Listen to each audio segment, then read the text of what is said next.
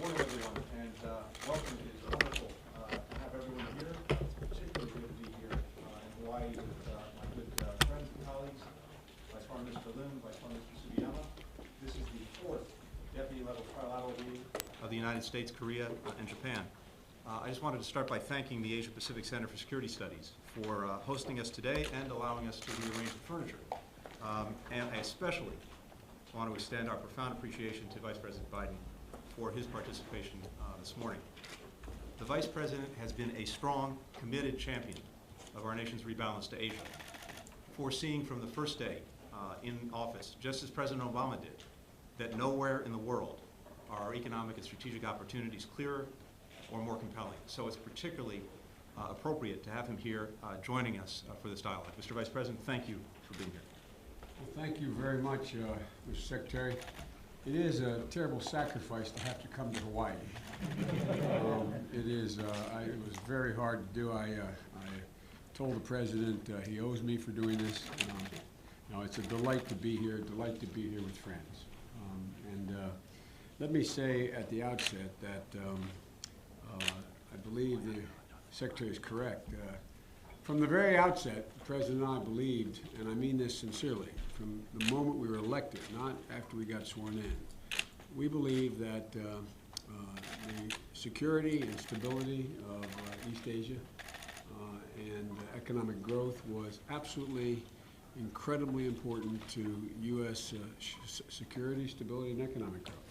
And that the key to continued stability was a tripartite alliance with Japan and South Korea that was rock solid, that was based upon our democratic values and mutual interest, because they are mutual interest. And so we've worked very hard. I had a fellow advise me as my national security advisor in those days who was really, really very bright. He's sitting to my right.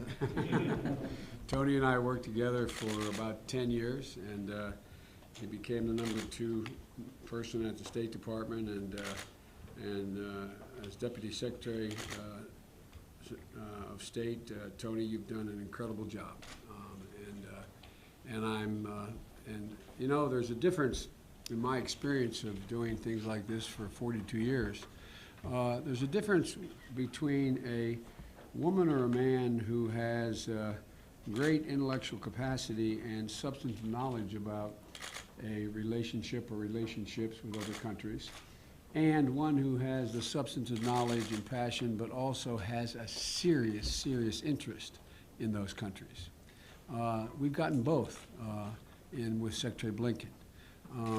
He not only intellectually understands the consequence of and importance of this relationship, he feels it, he breathes it, he cares a great deal about it. And as he tells me, a lot of you do. And by the way, it's wonderful to be here with no presidents as a vice president. This is, I like being with deputies. I feel much better. I feel much more secure. I don't know what it is. No prime ministers, no presidents. This is wonderful, Tony. Thanks for arranging this. Unfortunately, some of you already know me, and the press doesn't, and so I probably shouldn't be so flippant. But I was saying to my two colleagues as we were having a photograph taken in the other room that we sent you Japan the best when we sent you Ambassador Kennedy. But she's been a friend for a long, long time. And if there's anything I say or do that you don't like, it is all her fault. For a simple reason. This is the God's true story. It got down, the president decided that he was going to either choose me or one other person to be vice president, and he asked whether I would go for a final interview. And the final interview was with, no, I'm serious, was with the ambassador. She wasn't the ambassador then. And I'll never forgive her for recommending me for the job.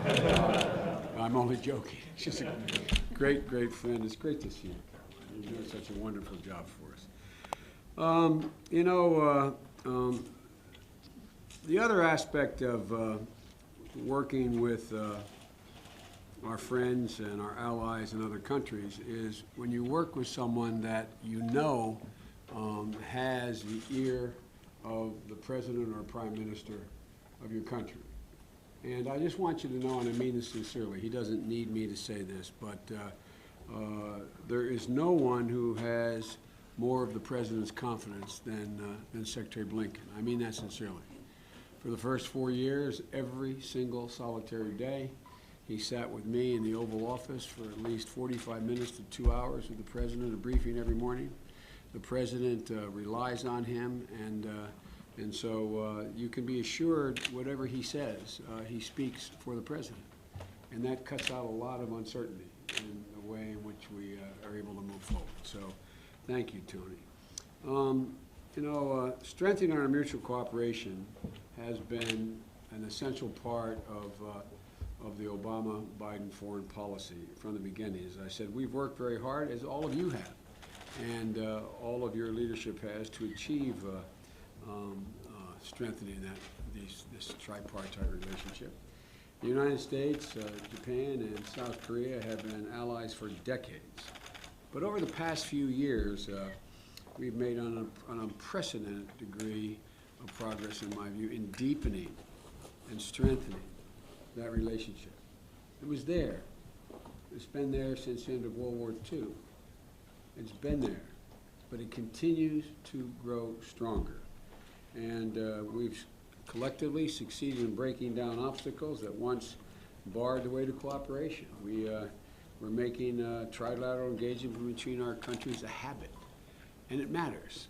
In my view, good habits form good relationships, and it matters. You know, the president always kids me because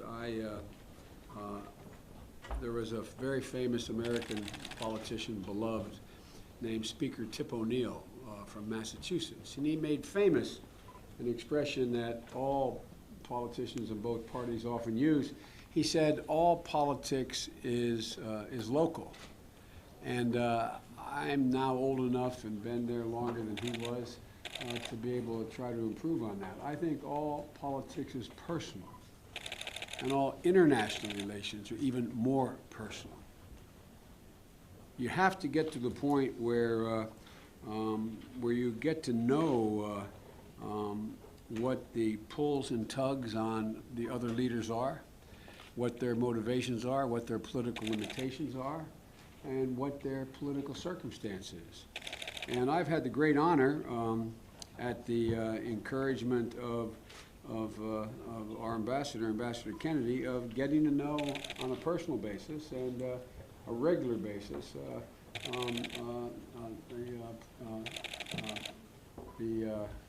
Mr. Abe, who has been, in a personal sense, very generous to me as well.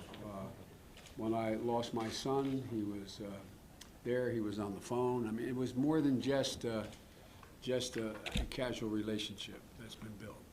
And as with Prime Minister, or as with President Park, I think we become friends in the sense that we trust one another. You know, often when you spend time with someone, it's the only circumstance which you really get to know them. Otherwise, you have all these briefs we all get from our intelligence community and our foreign policy establishment and our political people, and they're very good. But it's critically important to understand the other leaders' perspectives, their motivations, and quite frankly, their political limitations to build trust. Tony used to joke in the very beginning when we worked together. I'd always say to my counterparts around the world, it's not my role to tell you what's in your interest, nor is it my role to tell you what's in your country's interest. All I can do is tell you what's in my interest, my country's interest, and see if it fits. If it fits, it's good. If it doesn't, I understand. I really mean it. That's the basis upon which real relationships are built. And I find this relationship that exists right now between President Obama, President Park, and Prime Minister Abe is one of solid, is built on a solid foundation, not just the interests of our countries, but they're all in sync, and that's why the President of IAM invested so much in this trilateral relationship. Most recently, in a meeting hosted in Washington back in March, but our cooperation doesn't stop at the top. At every level of our governments, we've gotten closer and closer. There's been more direct interchange. I know how much Tony has put into building the relationships with his counterparts, and I want to thank every one of you for the commitment to keep moving these relationships forward. Because in times of crunch, in times of doubt, in times of crisis, it matters. It matters that we know one another. It matters that we understand and can actually talk frankly to one another, not just at the presidential level, but all up and down the scale of people who are consequential in making decisions. And we live in a very dynamic, changing, and I won't say dangerous, but a fluid world right now. If my Korean and Japanese friends will forgive me for quoting an Irish poet, I'm always kidded with my colleagues in the Senate. I'm always quoting Irish poets, and they think I do it because I'm Irish. That's not the reason. I do it because they're the best poets in the world. But all kidding aside, there was a poem written by William Butler Yeats, and it just celebrated the 100th anniversary of that poem. It was called Easter Sunday, 1916. It was about the first rising against the British in Ireland as a precursor to the establishment of the Republic of Ireland. And he used a line to describe the circumstance in Ireland in 1916 that I think better explains the world we three face today than it did his Ireland. He says, all's changed utterly. A terrible beauty has been born. A terrible beauty has been born. The implication being that all has changed, and it's within our power, if we're smart at this inflection point, to actually bend history just a little bit, to steer it in a direction of greater peace, stability, and prosperity. It takes a little bit of luck, but it takes an awful lot of hard work, particularly among allies in the most dynamic region in the world. The most dynamic region in the world. And you know, you all know, the United States is a Pacific power. That's not meant to be an assertion of we are a Pacific power, period, as you are. And I've had long, as Tony knows, long and many private meetings over 20, 25 hours, according to the State Department, with President Xi, when he asked why the interest in rebalancing. I've been very blunt. The United States is a Pacific power. And quite frankly, were we absent the last 40 years, I doubt whether or not the region would have grown, that China would have succeeded and moved economically and politically. But you, the regional powers, in conjunction with us, we have the ability to sustain that stability for the next 20 or 30 or 40 years. But there'll be a lot of bumps in the road along the way. But it really matters that we have the same strategic view and tactically are on the same page on the very important issues, because it matters. It matters for us, all three of our nations, but it also matters for the region. Our presence in the region, our mutual cooperation, I think is vital to sustaining growth, stability, and economic prosperity. And I think it's essential that we, the United States, play that role, because stability in the region is overwhelming our self-interest. We're not doing anyone a favor. We are not trying to do anything other than maintain stability in a part of the world that in the 21st century is going to probably be the major element of rewriting or writing the history of the 21st century. And That was the animating principle behind our rebalancing. It is not to contain China. It is not to, it is simply to be a moderating force along with all the region, particularly the two of you, to enhance the prospect of stability. The energy and dynamism of this region is undeniable.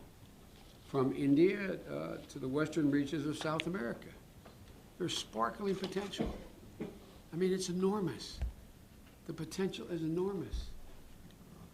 And whether or not we reach that potential, whether or not we continue to prosper and live in peace, in my view, depends on our ability to maintain a free, fair, and international system that is a liberal international system on the seas and the skies and with free and open commerce. And we want the region to be a place where everyone plays by the same rules that we agree upon and that already have been agreed upon, but as we mature these relationships. We want nations to act as responsible stakeholders engaged in responsible competition. There will be competition among us. You don't buy enough American cars from my perspective, you know what I mean? I'm joking, it's a joke, okay? But my father sold American cars his whole life, and I just think they're better cars. But all kidding aside, there's going to continue to be competition. That's good, that's healthy. That's not a bad thing. It generates dynamism in all our countries. And the one thing we Americans like is we like competition. Just like you all rise to competition. Our trilateral relationship is much more, though, than the sum of the individual parts. The three of us add up to more than 3 nations in the region. By that I mean, when the three of us stand united to uphold the liberal international order, or speak with one voice for universal human rights and basic dignity, or address threats together, from climate change to the spread of infectious disease, we amplify our impact. There's power in unity. It shows all the other nations in the region that they don't stand alone. It really matters. You all know it better than we do. It's your neighborhood. It shows the rest of the region they do not stand alone. Unfortunately, North Korea's continued aggression serves as a timely reminder that our partnership is essential in developing and addressing the threat to nuclear proliferation in Northeast Asia. And there's no question that our trilateral capacity to defend against threats from North Korea now is stronger than ever among the three of us. It's vitally important. That's been an objective of not only our administration, but every administration in the recent past. Last month, we ran a successful trilateral missile warning exercise, which you're going to hear more about today. It's part of it's on your agenda. And, linking our defense is vital, in my view.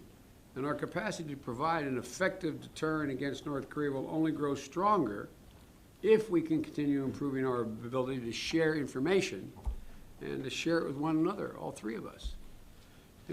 Thanks to our effective trilateral cooperation, we also led, and I mean we, the three of us, led the UN Security Council to adopt the toughest sanctions resolution in a generation, imposing further cost on North Korea for its violations of the Security Council resolution and, importantly, its human rights abuses as well.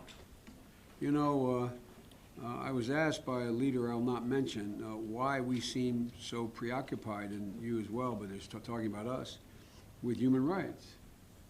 And I said, it's real simple. We're a nation of immigrants, that everyone who came because they were being violated somewhere. No American president could stand as president were he not focused on human rights. Could not do it. It's endemic in who we are. Doesn't mean we're perfect. We are far from perfect. But it matters when the three of us speak together and speak with one voice. Now we need to make sure that we rigorously enforce the sanctions that the UN has imposed with your help to keep pressure for change, a goal that I know everyone in this room shares. But advancing international norms is about more than just deterring threats, as you all know. It's about upholding a liberal order that is critical to the success of all our nations. And that's why it was critical that all three of our countries took a stand against Chinese expansive air defense identification zones in the East China Sea in 2013. As Secretary Blinken will remember, I was in a meeting right after that was declared with President Xi.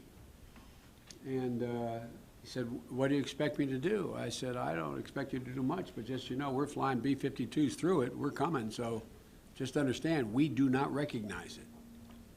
Period. Period. Period. We do not recognize it. And so it'd be very wise if you do not seek to enforce it." Ladies and gentlemen, there are certain international rules of the road that cannot be allowed to go by the wayside. In the wake of this week's arbitral tribunal ruling in the South China Sea, it's essential, in our view, that we continue to express our mutual support for the rule of law and for all parties to uphold their commitments under the ruling. We did not take sides in the ruling. As an international tribunal, we agreed on law sees that this would be the vehicle for deciding. So you either are going to abide by international standards or not. Don't pretend. Don't pretend.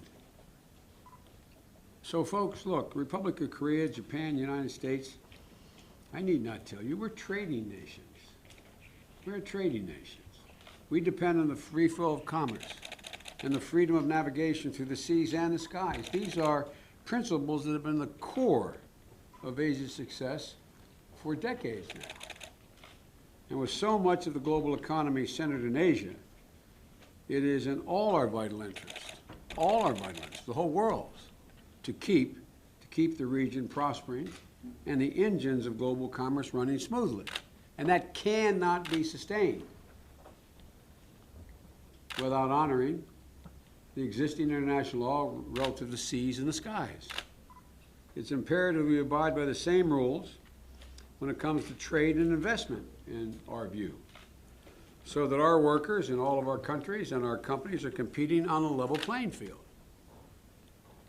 And beyond enforcing existing rules and agreements, our three nations have been, can, and should continue to try to lead the way when it comes to creating new, higher standard trade agreements for the 21st century. Agreements to protect the rights of workers and agreements that preserve the environment and uphold intellectual property. You know, I've spent a lot of time, some of it for about 500,000 miles of it with Secretary Blinken and going around the world on intellectual property issues. And I'm always asked by other countries, why are you so concerned? I said, you know, there are new rules of international economic, for international economic success, but they become like rules of physics or gravity. They're not imposed by any other nation. If one continues to steal intellectual property, you will never develop an indigenous intellectual gravamen where you are able to become initiators. It just won't happen. It doesn't happen. It's a little bit like if you don't abide by certain banking rules, it doesn't matter. You'll never develop a middle class. We have. But other nations have to understand that we will enforce those, all of us enforce those rights. Those are essential to any agreement that we move forward on, and I think it's going to help keep the global economy pumping. I know you have a full agenda today, Mr. Secretary, everything from enhancing our cybersecurity to civil space cooperation to combating climate change and advancing gender equality, which is something that is very important to us.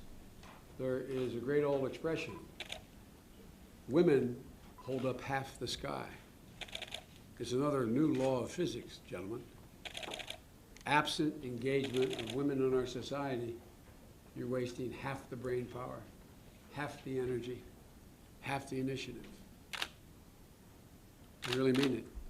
And the rest of the world's beginning to understand what President Abe's engagement of trying to get more women in the workforce and sustain the workforce.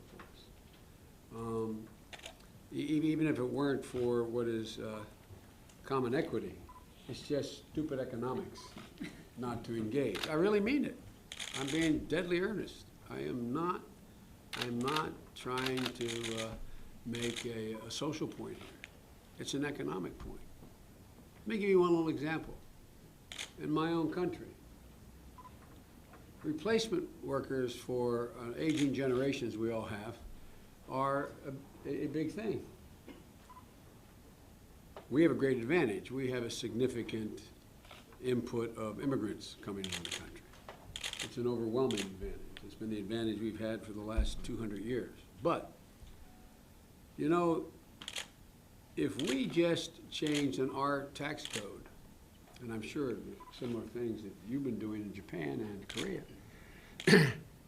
if we just provided more tax relief for the cost of child care for women in the workforce, we would increase the workforce in America, women participating, by 500,000 to 750,000, increasing our GDP by 0.2%. That's just pure productivity, fellas. That's not about equal rights. It's a simple proposition, at least in our country. And I know you're trying in your country. And so all these things matter. And I know you're going to be talking about that a little bit later. And I apologize, Mr. Secretary, for talking about it now. I wasn't supposed to get into that, but I feel strongly about it. And there's no president here to stop me. So So look, there's one last point I'd like to make this morning, and it's this. We can do all these things. I mean, we really can. This is within our power. This is within our capacity. As my friends in the Navy said, this is within our wheelhouse.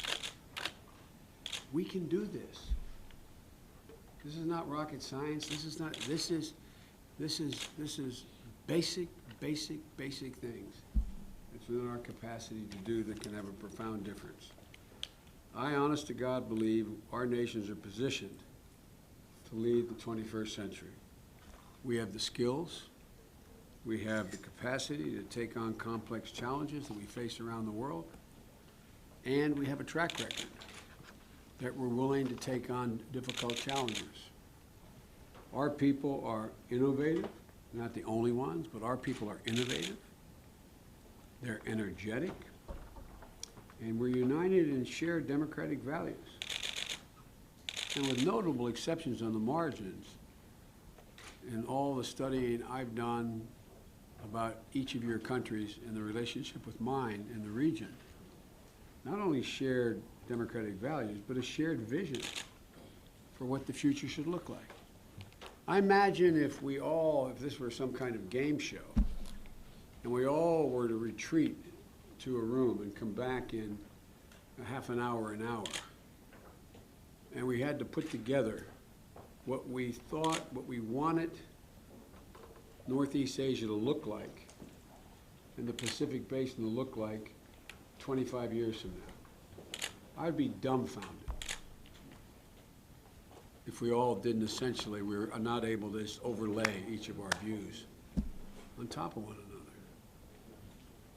And we want our region, the Pacific, to be open and inclusive. We want everyone to be treated with respect and dignity they deserve. And we want everyone to have an equal shot to succeed. The absolute last thing I'll say is the President, how many years ago? 4 years ago, asked me to oversee the Western Hemisphere. We have a wonderful Secretary of State.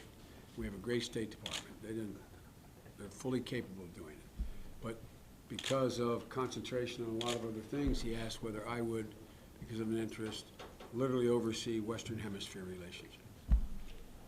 And you know the interesting thing is, different, an area I've worked in a long time, different than 15, 20, 30 years ago. They all want to be part of your future. Not a joke.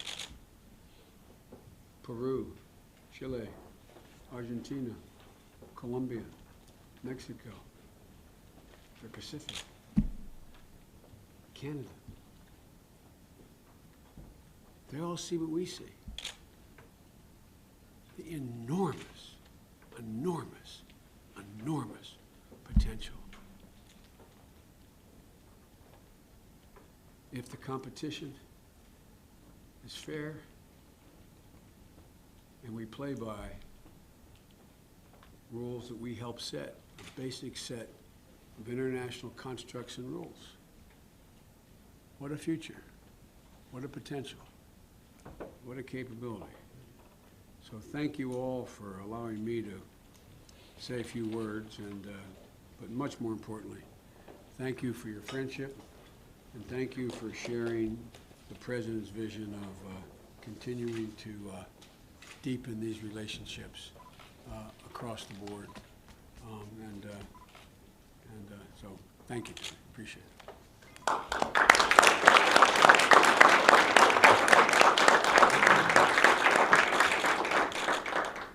Mr. Vice President, thank you for getting us off to an incredible start. I have to say I'm tempted to quit while we're ahead, but we're going to carry on with our agenda. I know you have to move on, but we're really grateful for getting this comprehensive vision from you and just for the support, encouragement, and leadership for the work that we've been trying to do. So thank you so much. The only reason I'm leaving is I'm anxious to get in the cot and land on an aircraft carrier. But thank you very, very much. Appreciate it.